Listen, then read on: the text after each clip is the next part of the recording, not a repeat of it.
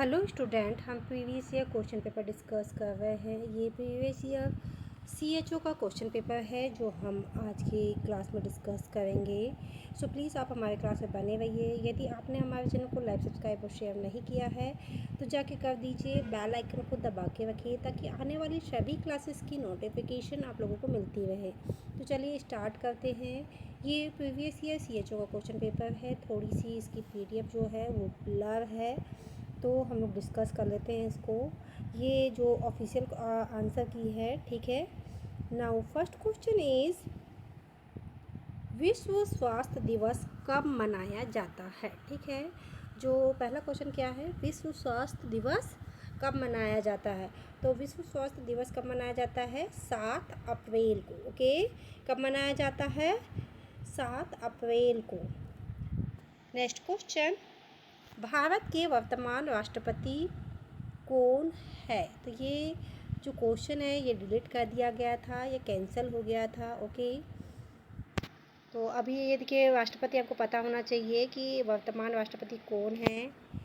Now next question, MTP act भारतीय संसद द्वारा कब लागू किया गया? तो ये कब लागू किया गया था? 1971 में। जो medical termination of pregnancy act है, जिसके तहत 20 सप्ताह के बाद की प्रेगनेंसी को आप जो भी टर्मिनेट नहीं कर सकते विदाउट एनी डॉक्टर की कंसल्टेशन के।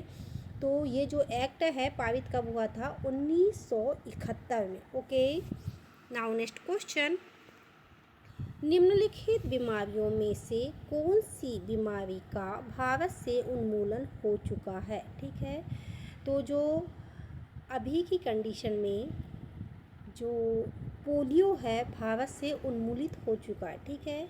जो बीमारियां हैं, देखिए स्मॉल पॉक्स ऑलरेडी भारत से उन्मूलित हो चुका है या जा चुका है। अभी रिसेंटली पोलियो को भी भारत से उन्मूलित घोषित कर दिया गया है। ओके, कब किया गया है? ये 2014 में किया गया। ओके, 2014 से पोलियो को उन्मूलित घोषित कर दिया गया है। नाउ नेक्स्ट क्वेश्चन, हरित क्रांति ग्रीन रिवॉल्यूशन का आह्वान किसे कहा था? तो कौन थे जो ग्रीन रिवॉल्यूशन लेके आए थे, या ग्रीन रिवॉल्यूशन के जनक किसको कहा जाता है? तो वो है MS स्वामीनाथन। ओके, इन्होंने क्या किया? जो हरित क्रांति को बढ़ावा दिया। ओके, कौन? MS Swaminathan. Okay, now next question, Bharat में स्वच्छ भारत अभियान का शुभारंभ कब किया गया था? तो कब किया गया था? तो वो किया गया था 2 अक्टूबर 2014 को, ठीक है। कब? 2 अक्टूबर 2014 से भारत में स्वच्छ भारत अभियान की शुरुआत की गई थी। ओके, नाउ नेक्स्ट क्वेश्चन, निम्नलिखित में से कौन सी प्रक्रिया को ग्लोबल वार्मिंग का जिम्मेदार ठहराया गया है? तो कौन सी है? Green house effect. जो ग्रीन हाउस इफ़ेक्ट की जो प्रक्रिया है उसको क्या है? ग्लोबल वार्मिंग के लिए जिम्मेदार ठहराया गया है। नाउ नेक्स्ट क्वेश्चन, निम्नलिखित में से कौन सा रोग फीको ओवल रूट के माध्यम से फैलता है? तो कौन सा है? खसरा। ओके, कौन सा है? खसरा। लेकिन इसमें ये जो दिया हुआ है खसरा मुझे नहीं लगता, मुझे लगता है इसमें जो है, देखिए टाइफाइड, कॉलरा, हेपेटाइटिस ए, ये सारे फीको ओवल रूट से फैलते हैं, बाकी खसरा नहीं फैलता। ठीक है, क्वेश्चन क्या बोल रहा है? फीको ओवल रूट से क्या नहीं फैलता? ओके, वो नहीं फैलता है खसरा। बाकी ये जो टाइफाइड, कॉलरा, हैजा, ये सारे क्या है? फीको ओवल रूट से फैलते हैं। ओके, नाउ नेक्स्ट क्वेश्चन, दस्त रोग से मृत्यु का प्रमुख कारण क्या होता है? तो जो दस्त होती है या डायरिया होता है, उससे क्या होगा कि क्या कारण ऐसा होता है जिससे मृत्यु होती है? तो उसका राइट आंसर होगा निर्जलीकरण। क्या होगा? शरीर में पानी की कमी या डिहाइड्रेशन या निर्जलीकरण। ठीक है, इससे क्या होगा? मृत्यु भी हो सकती है। नाउ नेक्स्ट क्वेश्चन, निम्नलिखित में से 5 वर्ष से छोटे बच्चों की मृत्यु का मुख्य कारण क्या है? तो वो क्या है? जो 5 वर्ष है उनसे कम के जो बच्चे हैं उनके डेथ का कारण होता है निमोनिया। ओके, क्या होगा? निमोनिया। नाउ नेक्स्ट क्वेश्चन, बच्चों में सामान्य कैपिलरी रिफिल समय कितना होता है? तो जो बच्चों के लिए कैपिलरी रिफिल टाइम बताना है आपको, तो वो होता है 3 सेकंड से कम। ओके, कितना होगा? 3 सेकंड से कम। नाउ नेक्स्ट क्वेश्चन, आप एक 6 माह के बच्चे के विकास के आकलन कर रहे हैं। सामान्यतः निम्नलिखित में से आप क्या उम्मीद रखते हैं? तो हम यदि किसी 6 मंथ के बच्चे को देख रहे हैं, उसका असेसमेंट कर रहे हैं, तो हम क्या देखेंगे उसमें कि बच्चा स्वयं बैठ सकता है। क्या कर सकता है? बच्चा स्वयं बैठ सकता है। इनमें से जो भी ऑप्शन दिए उसमें सिर्फ एक सूटेबल ऑप्शन है, वो है बच्चा स्वयं बैठ सकता है। बाकी के ये सारे काम वो नहीं कर सकता। ना तो बच्चा बोल सकता है, ना तो स्वयं से खाना खा सकता है, और ना ही बच्चा स्वयं उठकर खड़ा हो सकता है। Okay, now next question, Bharat में जन्म के समय नवजात का वजन सामान्यतः कितना होता है? तो जो भारत में जो वेट है, नॉर्मल वेट, वो कितना होगा according to Indian scale? Okay, तो वो होगा 2.5 से लेके 3.5 तक। मतलब कि 2.5 किलो से 3.5 किलो के बच्चे इंडिया में नॉर्मल वेट के बच्चे माने गए हैं। ओके, यदि 3.5 किलो से ऊपर के जाते हैं तो ओवर वेट हो जाते हैं, और 3.5 किलो से कम के रहते हैं तो अंडर वेट हो जाते हैं। ओके, नाउ नेक्स्ट क्वेश्चन, जब कंगारू मदर केयर प्रदान की जाती है, यह कम से कम कितने समय तक करनी चाहिए? तो ये कितने समय तक करनी चाहिए? तो कम से कम 1 घंटा। अब इसके ऊपर आप 2 घंटे कर सकते हैं, 3 घंटे कर सकते हो, 4 घंटे कर सकते हो, लेकिन कम से कम का समय कितना होता है? 1 घंटे का KMC देने के लिए। ये किस बच्चे को दी जाती है? LBW बच्चों को दी जाती है, हाइपोथर्मिक बच्चे को दी जाती है। ठीक है, इन सारे बच्चों को ये केयर दी जाती है। और देने के लिए क्या कंडीशंस है कि जो भी व्यक्ति दे रहा है वो पूर्ण रूपेण स्वस्थ होना चाहिए। ठीक है, वो घर में आपके फैमिली मेम्बर में से कोई भी हो सकता है, लेकिन जो भी दे रहा है वो स्वस्थ होना चाहिए। Okay, now next question, labour room का तापमान कितना डिग्री सेल्सियस होना चाहिए? तो कितना होना चाहिए लेबर रूम का टेम्परेचर?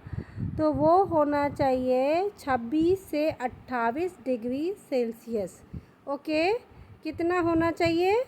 26 से 28 डिग्री सेल्सियस तक। ओके, नाउ नेक्स्ट क्या है? निम्नलिखित में से कौन सा इम्यूनोग्लोबुलिन मानव के दूध में पाया जाता है? तो कौन सा इम्यूनोग्लोबुलिन मानव के दूध में पाया जाता है? Immunoglobulin A. ओके, कौन सा? Immunoglobulin A.